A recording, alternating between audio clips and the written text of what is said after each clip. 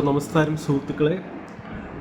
Guys, ഈ video നമ്മുടെ AR Rahman, Rahman ആളെപ്പറ്റി BBC ഒരു ചാനലിൽ പറഞ്ഞ ആ ഒരു ഇൻ്റർവ്യൂവിൽ പറഞ്ഞ വാക്കുകളെ ബേസ് ചെയ്തുള്ള എൻ്റെ കുറച്ച് തോട്ട്സ് പറയുകയാണ്. AR റഹ്മാൻ എന്ന് പറഞ്ഞ ആൾ വന്ന സമയത്ത് 1992 മ്യൂസിക് അയാൾ ഫേമസ് ആയത്. റോജ വന്നപ്പോൾ മുതൽ അതൊരു history, it's created A wave create ചെയ്തു. റോജയുടെ മ്യൂസിക് കൊള്ളായിരുന്നു. റോജ, ബോംബെ, തിരുട ഇതിലൊക്കെ ആളുടെ വെറൈറ്റി ഓഫ് മ്യൂസിക് ആൾ ചെയ്തിരുന്നു വെച്ചാൽ വെസ്റ്റേൺ മ്യൂസിക്കും നമ്മുടെ ഇന്ത്യൻ ക്ലാസിക്കലായിട്ട് ഇന്ത്യൻ ഫോക്ക് ഇത് രണ്ടും കൂടിയുള്ള മിക്സ്. അങ്ങനെയാണ് ആൾ ഫേമസ് ആയത്. ദാറ്റ്സ് ഒരു വാട്ട് യു കോൾ ഒരു റെവല്യൂഷൻ ഇൻ മ്യൂസിക് ആൾ കൊണ്ടുവന്നു എന്നുള്ള കാര്യം അത് സത്യമാണ്. അതിനു മുമ്പേ എല്ലാവരും റിപ്പീറ്റഡായിട്ട് ട്രഡീഷണലി ലെവലിൽ മ്യൂസിക് ചെയ്തുകൊണ്ടിരുന്നതാണ്. പക്ഷേ ട്രഡീഷണൽ ഇത്ര നാളും ചെയ്തവരുടെ എല്ലാം നല്ല മെലോഡി, അതിപ്പോഴും നിലനിൽക്കുന്ന മെലോഡിയാണ്. അതിനെ ഒരിക്കലും നമുക്ക് തള്ളിക്കളയാൻ പറ്റില്ല. പക്ഷേ റഹ്മാൻ ആൾ കൊണ്ടുവന്ന റഹ്മാൻ കൊണ്ടുവന്ന മ്യൂസിക്കിലൊരു റെവല്യൂഷൻ ഉണ്ടായിരുന്നു. പക്ഷേ റെവല്യൂഷൻ കൊണ്ടുവന്ന് കുറച്ച് കഴിഞ്ഞപ്പോൾ ഈ റെവല്യൂഷൻ അല്ലെങ്കിലും വരേണ്ടതായിരുന്നു. വെസ്റ്റേൺ MTV നമ്മുടെ ഇതിലേക്ക് ഇന്ത്യൻ മ്യൂസിക് ഇതിലേക്ക് MTV വന്ന് ആ ടൈമിലാണ് ആൾ ഫേമസ്. MTV ഓൾറെഡി അത് എന്തായാലും വരും, വെസ്റ്റേൺ ഇതിൽ വരും. അപ്പോൾ വെസ്റ്റേൺ മിക്സ് നമ്മുടെ ഇതിൽ കയറും. അത് പിന്നെ എനിക്കെപ്പോഴും അയാളുടെ മ്യൂസിക് ശ്രദ്ധിക്കുമ്പോൾ മൈക്കിൾ ജാക്സൻ്റെ കുറേ മ്യൂസിക്കിന് ഇൻസ്പയർഡാണ് AR റഹ്മാൻ. കുറേ അതിൽ നിന്ന് ആൾ എടുക്കുന്നുണ്ടായിരുന്നു. മൈക്കിൾ ജാക്സനാണ് ആളുടെയും ഇൻസ്പിറേഷൻ എന്നാണ് എനിക്ക് കിട്ടിയ ഒരു ഇത്. മിക്ക മ്യൂസിക് ഡയറക്ടേഴ്സ് ആ സമയത്ത് കുറേ പേരുണ്ടായിരുന്നു. നമ്മുടെ Anu Malik is one of the famous in Bollywood. Anand Milind, Anu Malik, അങ്ങനെ കുറേ പേരും അത് മൈക്കിൾ ജാക്സൺ ഇൻസ്പയർഡ് ആയിരുന്നു. പക്ഷേ അതിന് മുമ്പേ റഹ്മാൻ അത് with cleverly he included western in Indian music. ആൾ കുറച്ചുകൂടി ക്ലവറായിരുന്നു. പക്ഷെ കുറച്ച് കഴിഞ്ഞപ്പോൾ ആളുടെ മ്യൂസിക് അത്ര ഒരു ക്രിയേറ്റിവിറ്റി കുറഞ്ഞു തുടങ്ങി. ആളുടെ ആ ലെവലിൽ അതേ ഒരു ലെവലിൽ വെസ്റ്റേൺ അല്ലെങ്കിൽ ഫോറിൻ മ്യൂസിക് ഇവിടെ വന്നിട്ട് മിക്സ് ചെയ്യുക. ഈ കുറച്ച് കഴിയുമ്പോൾ റിപ്പീറ്റഡായി പിന്നെ അത് കുറച്ച് ആൾക്കാർക്ക് അതൊരു ക്രിയേറ്റിവിറ്റി ഇല്ലാണ്ടായി. അത് കഴിഞ്ഞ് നമുക്ക് ആ ഒരു ഫ്രഷ്നെസ്, ഒരു എനർജി ആളുടെ മ്യൂസിക്കിൽ നമുക്ക് ഫീൽ ചെയ്തില്ല. പിന്നെ PR ആക്ടിവിറ്റി എന്നാണ് തോന്നുന്നത്. ബാക്കിയെല്ലാം ആൾ ഇത്ര ഫേമസ്. പിന്നെ നമ്മുടെ അത് കഴിഞ്ഞാണ് അനിരുദ്ധ് വരുന്ന മുമ്പേ നമ്മൾ വന്നു.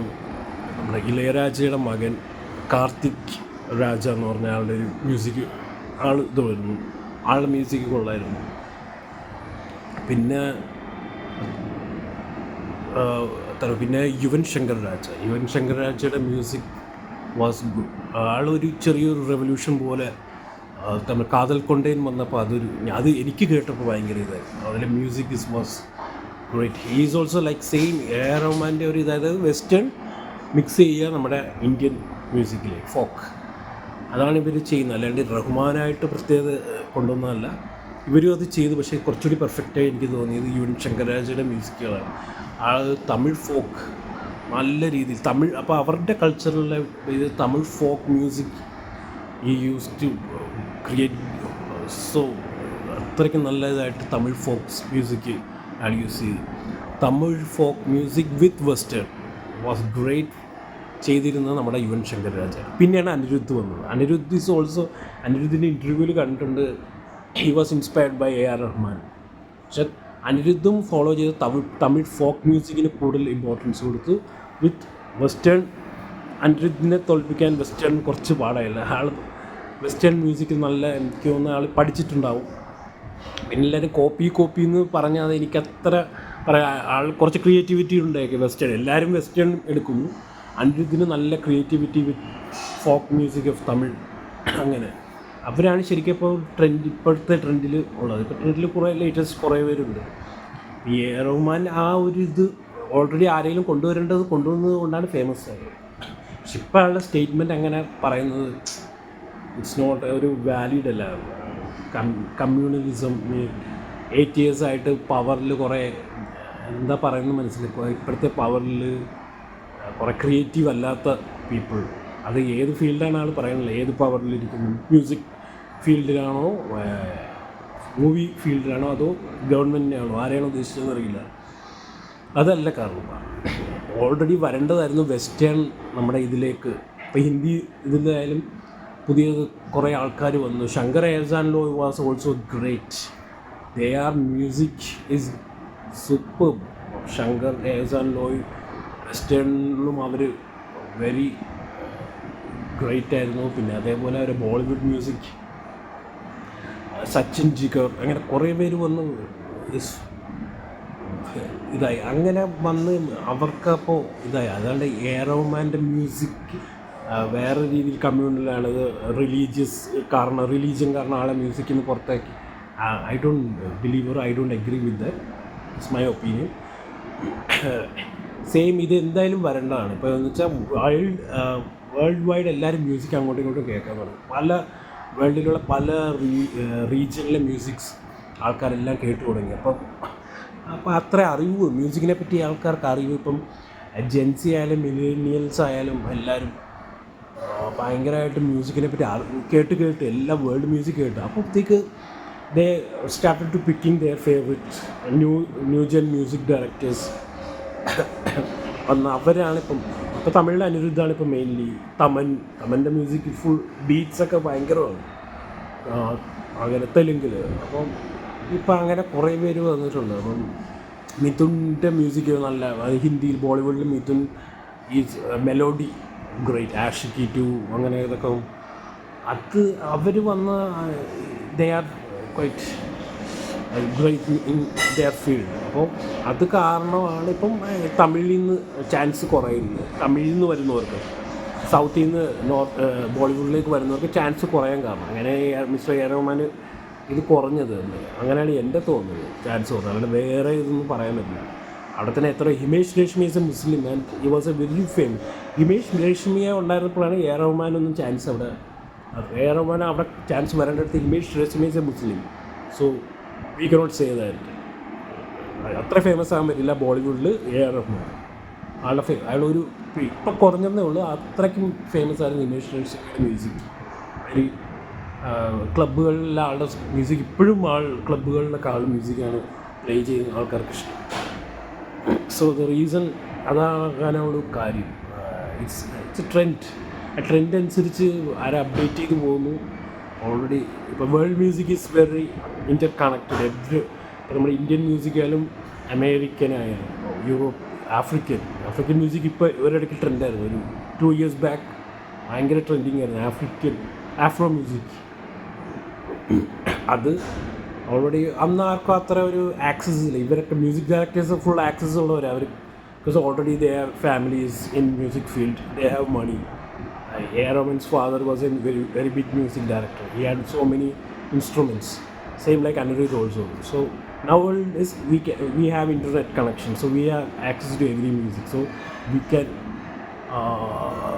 we can choose from which music we are liking. So അങ്ങനെയാണ് മ്യൂസിക് നമുക്ക് ഇഷ്ടമുള്ളത് ഇപ്പോൾ നമുക്ക് ചൂസ് ചെയ്യാം. That's A main reason. അല്ലാണ്ട് വേറെ കമ്മ്യൂണൽ ഓർ റിലീജിയസ് അതിൻ്റെ ബേസിലൊരു മ്യൂസിക് ആർക്ക് ടേസ്റ്റ് ഇതില്ല. ഇപ്പോൾ ബോളിവുഡിൽ ചാൻസ് കുറയുന്ന ആൾ പറയുന്നു.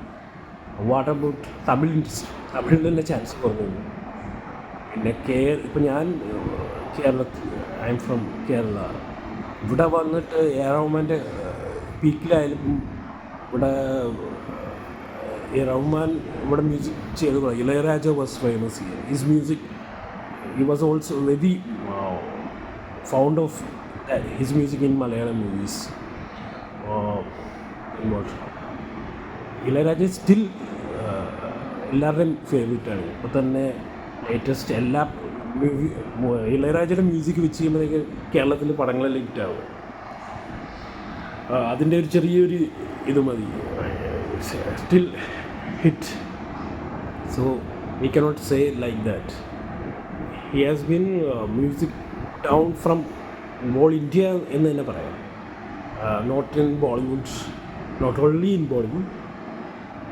ഇപ്പം ലേറ്റസ്റ്റ് ടൈം തമൻ അനിരുദ്ധൊക്കെ വന്നതോടെ ആളുടെ മ്യൂസിക്കിനൊരു ഇത് വന്നിട്ടുണ്ട്. പിന്നെ ഹോളിവുഡിൽ എന്താ എനിക്കൊരു ഡൗട്ടാണ്, ദേ ആർ അഗെയിൻസ്റ്റ് നമ്മുടെ ഹോളിവുഡാണോ അതോ ഫോറിൻ ഒരു ഇതെന്ന് വെച്ചാൽ ഇന്ത്യൻ കൾച്ചറിനെ തന്നെ അവർ അത്രയും വാല്യൂ തരുന്നില്ല. അപ്പം ഇവിടുന്ന് ഒരാൾ ഓസ്കാറിന് നോമിനേറ്റ് ചെയ്യുക, ഓസ്കാർ കൊടുത്തു കഴിഞ്ഞാൽ എന്തോ അവരുടെ എന്തോ ഒരു ഇതായിരുന്നു. എനിക്ക് അങ്ങനെ ഒരു ഫീൽ ചെയ്ത് ആ ഫിലിം തന്നെ സ്ലം ഡോഗ് മില്യണർ എനിക്കിഷ്ടപ്പെടില്ല, മൂവി എന്നെ കൊള്ളില്ല, അല്ലെങ്കിൽ മ്യൂസിക് എനിക്കത്ര ഇഷ്ടപ്പെട്ടില്ല. സാധാരണ എ ആർ റഹ്മാൻ ചെയ്യുന്ന മ്യൂസിക് അനുസരിച്ച് Slumdog Millionaire was it's below standard, according to his standards below ആണ്. ആൻഡ് വാട്ട് അവരുദ്ദേശിച്ചത് എന്താണെന്ന് അറിയില്ല, ഹോളിവുഡിൽ ആൾക്ക് ചാൻസും കിട്ടിയില്ല. ഹോളിവുഡിലുള്ള അവർക്ക് ആളുടെ മ്യൂസിക്കിന് അത്രയൊരു ഐ ഡോണ്ട് തിങ്ക് പിന്നെ വലിയ ചാൻസ് ആൾക്ക് കിട്ടിയില്ല. അപ്പം അവരെന്താ ഉദ്ദേശിച്ചതല്ല, ആൾക്ക് എന്തിനാണ് ഓസ്കാർ അവാർഡ് അങ്ങനെ ആ മ്യൂസിക്കിന് കൊടുത്തെന്ന് പറയുന്നത്.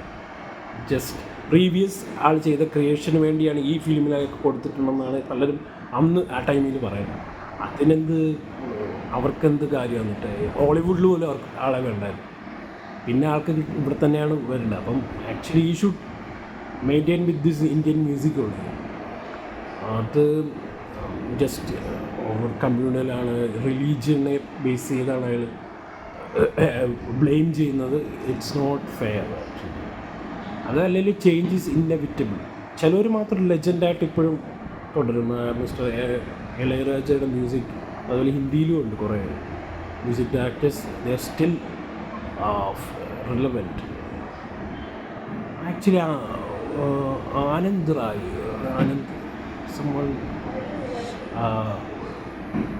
is there മ്യൂസിക് ഓഫ് ഗുത്തിൻ്റെ മ്യൂസിക് ഡയറക്ടേഴ്സ് മെയിൻ അത്ര ആളുടെ മ്യൂസിക് ഇപ്പോഴും ട്രെൻഡിങ് ആണ്.